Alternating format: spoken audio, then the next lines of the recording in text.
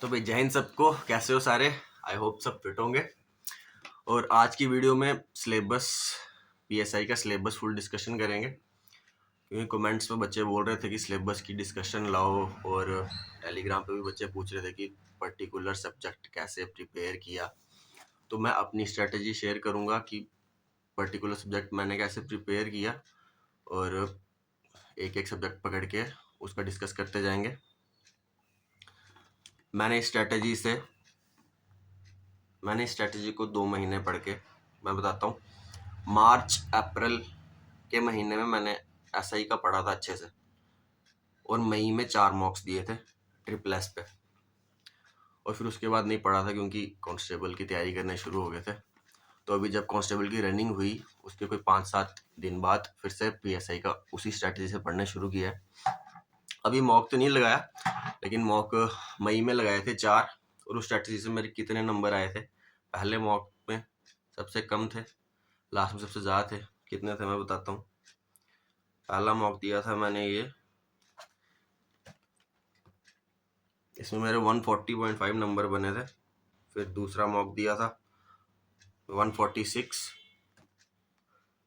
तीसरा मॉक दिया था 157, और लास्ट मॉक दिया था, देख लो। तो मार्च अप्रैल में पढ़ना मैंने शुरू किया एडवांस का, क्योंकि एडवांस का मैंने पिछली वीडियो में बताया था, मैंने पहले से नहीं पढ़ा था एडवांस का। तो 1.5-2 महीना पढ़ के जैसे मेरा एडवांस का सिलेबस खत्म हुआ, मैंने ये मॉक दिए थे 4, और देख लो हर एक मॉक में इम्प्रूवमेंट हुई है। तो जिसके नंबर इससे ज़्यादा आ रहे हैं प्लीज़ आप वीडियो ना देखो, क्योंकि आपकी स्ट्रेटजी और आपका कैलिबर मेरे से ज़्यादा है, मेरे से कुछ सीख नहीं पाओगे आप। और देखना है तो देख लो, लेकिन फिर कमेंट नहीं करना कुछ ख़राब ना, क्योंकि पिछली वीडियो में भी कमेंट आए थे गलत कि तूने क्या कर लिया, मैंने ये वो। तो मेरे मम्मा पापा भी देखते हैं वीडियो, तो प्लीज़ कमेंट नहीं करना गंदे। करना तो करो, ब्लॉक हो जाओगे फिर, और क्या। तो पहले में 140 और लास्ट में 164। मैं बताऊं, जनरल जो बच्चे हो ना, अगर 140 प्लस स्कोर कर रहे हो, पहले तो 140 अपना टारगेट रखो, क्योंकि कांस्टेबल की अगर डिफ़िकल्टी लेवल आया एसआई में तो 70% के अबव कितने बच्चे थे वो देख लो जाके। ठीक है, 400 के आसपास बच्चे ही थे 70% के ऊपर, और 2.5 लाख बच्चों ने पेपर दिया था। इसको कंपेयर कर लेना पिछले सब इंस्पेक्टर से, जिसमें 90,000 बच्चों ने पेपर दिया था, और 70% के ऊपर देख लेना कितने थे। ठीक है, पता चल जाएगा, 1000 के ऊपर थे 70% के ऊपर। वो क्यों थे? क्योंकि मैथ और इंग्लिश डिफिकल्ट आया, और सिलेबस में सिर्फ 25%, अभी तो सिर्फ 25% ही आया मैथ रीजनिंग। ऐसा ही में तो 50% आया, फिर देख लेना कितने आएंगे। तो अगर 140 प्लस अपना टारगेट करके रखो, अगर 140 प्लस कर पाओ ना स्कोर, तो मेरे हिसाब से ठीक रहेगा। थोड़ा 5-10 नंबर ऊपर ही करके चलना इसके। तो सिलेबस निकाल लेता हूँ मैं। सिलेबस निकाल लिया, एक एक सब्जेक्ट पकड़ते जाते हैं और डिस्कस करते जाते हैं। ठीक है, सबसे पहला रीजनिंग, ये डिस्कस नहीं करेंगे क्योंकि रीजनिंग सबको आता है, इसके लिए बस प्रैक्टिस ही करनी है। एसएससी के सीजीएल, सीएचएसएल और सीपीओ के मॉक्स लगाते रहो, सब्जेक्ट मॉक्स लगाओ रीजनिंग के, बस, और कुछ ज़रूरत नहीं है इसकी। फिर आती है जनरल अवेयरनेस। पिछली वीडियो में भी बोला था जनरल अवेयरनेस पे ज़्यादा टाइम नहीं देना, ज़्यादा से ज़्यादा 1.5-2 घंटा, इससे ज़्यादा नहीं देना। और बच्चे बहस करते हैं कमेंट्स में कि इसको भी इक्वल टाइम दो, मैथ रीजनिंग जितना टाइम दो। अरे यार, मैथ रीजनिंग 100 नंबर की है, जीएस 40 नंबर की है, इक्वल टाइम किस हिसाब से दो? हैं, बहस भी फुल चौड़ में करते हैं, और दे भी दे बंदा इक्वल टाइम। क्या जीएस 100% स्कोरिंग सब्जेक्ट है? अगर तुम 12-12 घंटे भी पढ़ोगे ना, 12 महीने के लिए भी, फिर भी तुम 50 में से 50 स्कोर नहीं कर पाओगे जीएस में। पीएसआई के केस में 20 में से 20 स्कोर नहीं कर पाओगे तुम। ठीक है, जो टॉपर बच्चा होगा ना, तुमको क्या लग रहा है ये जो कांस्टेबल में जो टॉपर है 90 नंबर लाने वाले, इनके किस में क्वेश्चन छूटे हैं? मैथ रीजनिंग में। मैथ रीजनिंग में मेरे नहीं छूटे। हाँ, मेरा रैंक देखो क्या है। इनके क्वेश्चन छूटे हैं इंग्लिश जीएस में, 4 4 5 5 क्वेश्चन। तो जीएस पे प्लीज 8 टॉपिक है, कोई पीडीएफ पकड़ो। तुमने जहां से कोर्स लिया हुआ है उनका पीडीएफ पकड़ लो, कोई एक पीडीएफ हो। मैं जो पढ़ रहा हूँ वो मैंने टेलीग्राम चैनल पे अपने दे दिया हुआ है। 60 पेज होंगे, 90 पेज टोटल है, लेकिन वो जो 30 पेज है ना वो JNK के जीएस के हैं, तो उसको नहीं पढ़ना, वो जो पढ़ते पढ़ते 60 पेज हैं टोटल।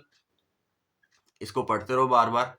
अगर तुम्हारे 20 में से 10 क्वेश्चन भी बन रहे हैं ना, मैं कह रहा हूँ कट ऑफ में आओगे, बहुत अच्छे से कट ऑफ में आओगे। क्योंकि मेरे भी कांस्टेबल में 35 क्वेश्चन थे टोटल जीएस के, 25 वर्ल्ड के थे और 10 JNK के थे। मेरे 18 क्वेश्चन ही ठीक हुए थे, तो मैं वेल ओवर कट ऑफ हूँ। ठीक है, तो जीएस में इतना दिमाग नहीं खराब करना, क्योंकि 100% कोई नहीं स्कोर करेगा। टॉपर भी 15 क्वेश्चन ही ठीक कर पाएगा 20 में से। तो जीएस का ये हो गया। पीडीएफ पकड़ना है कोई जिसमें ये सारे टॉपिक एक साथ हों, जो आपके जो भी कोर्स लिया होगा जहाँ से उन्होंने दिया होगा। मैं जहाँ से कर रहा हूँ तो वो टेलीग्राम पे देख लेना, मैंने दिया हुआ है। उसको 1.5-2 घंटा पढ़ो, हर दिन पढ़ो। उस पीडीएफ को इतने अच्छे से कर लो ना कि अगर ऑप्शन में दिख जाए वहाँ से कुछ भी तो वो आपको याद रहे। तो जनरल अवेयरनेस का ये हो गया। और कंप्यूटर का भी साथ में बताया था, कंप्यूटर का भी वैसे ही है। कंप्यूटर का मेरा कांस्टेबल में क्या 29 पेज का पीडीएफ था एक, जो अभी मैंने पीडीएफ दे के रखा है ना कंप्यूटर का, वो 42 पेज का है, वो सर ने अपडेट करके दिया है। कांस्टेबल टाइम पे सिर्फ 29 पेज का था और मैंने बस वही पढ़ा था, और 15 में से 12 क्वेश्चन बन गए थे मेरे। ठीक है, तो कंप्यूटर और जीएस में ज़्यादा समय बर्बाद मत करना।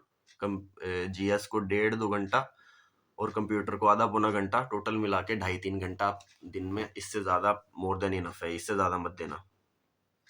ठीक है, रीजनिंग हो गया, जीए हो गया, कंप्यूटर हो गया, और क्वांटिटेटिव एप्टीट्यूड। क्वांट कैसे किया? क्वांट के भी 15 क्वेश्चन है, 30 नंबर का है। क्वांट मैंने गोपाल सर से किया था जब मैं एफकैट की प्रिपरेशन कर रहा था, और उसका मैंने प्लेलिस्ट डाल दिया वो टेलीग्राम पे।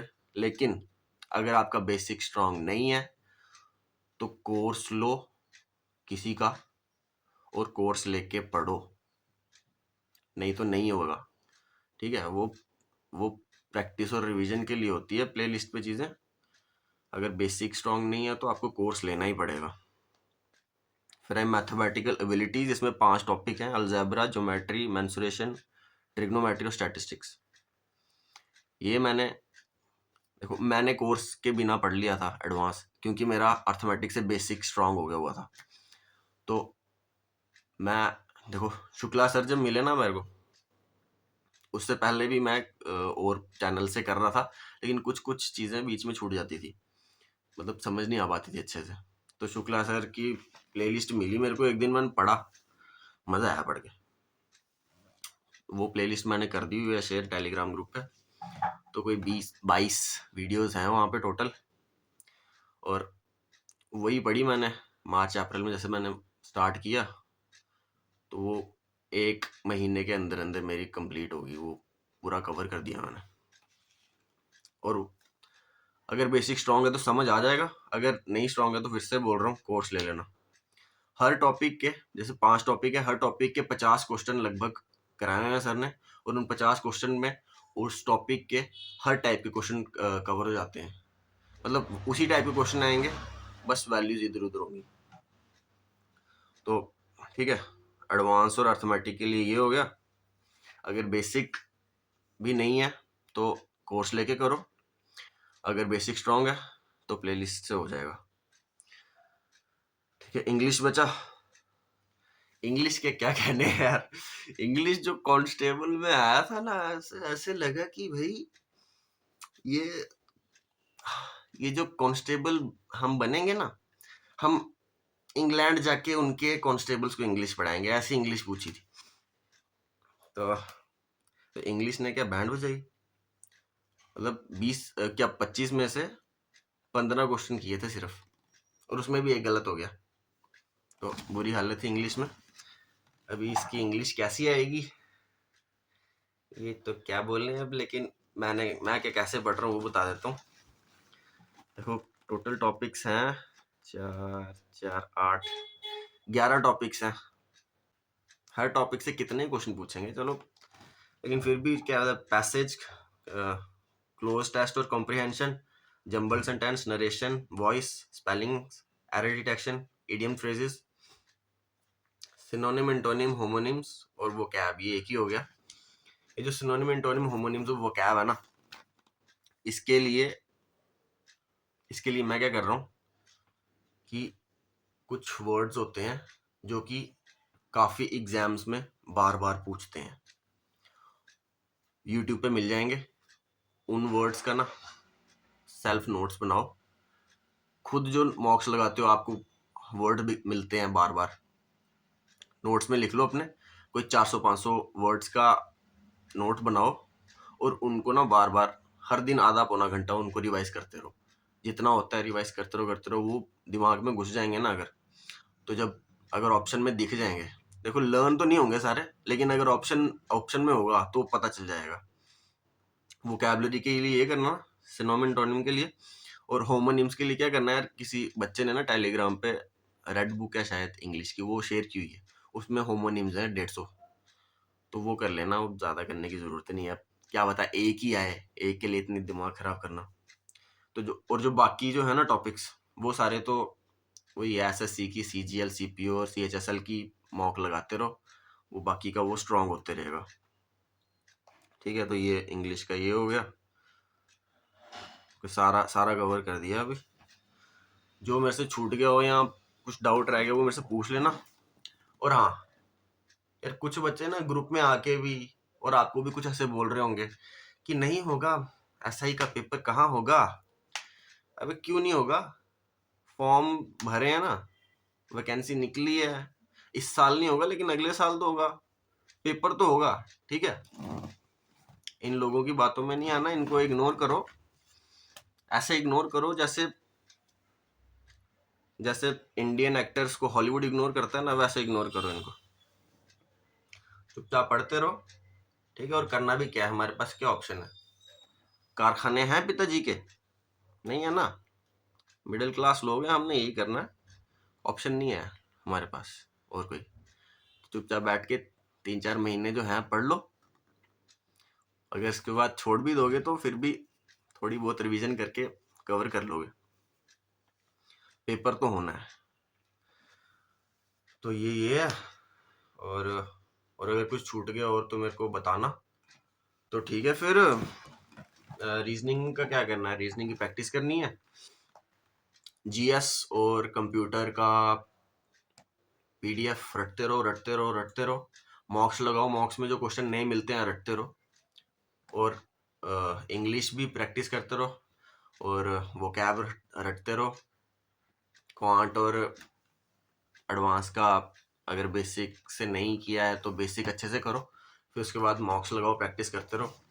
और हाँ, ट्रिपल एस के मॉक्स ले लेना, अगर कोर्स नहीं भी लिया ना तो मॉक्स ले लेना, क्योंकि मैक्सिमम जो पढ़ने वाले बच्चे हैं ना जो सीरियस है, वो ट्रिपल एस पे आके मॉक्स लगाते हैं, वहां से आपको पता चल जाएगा आप कहाँ स्टैंड कर रहे हो। ठीक है, फिर लगे रहो, मिलते हैं अगली बार। जय हिंद सबको।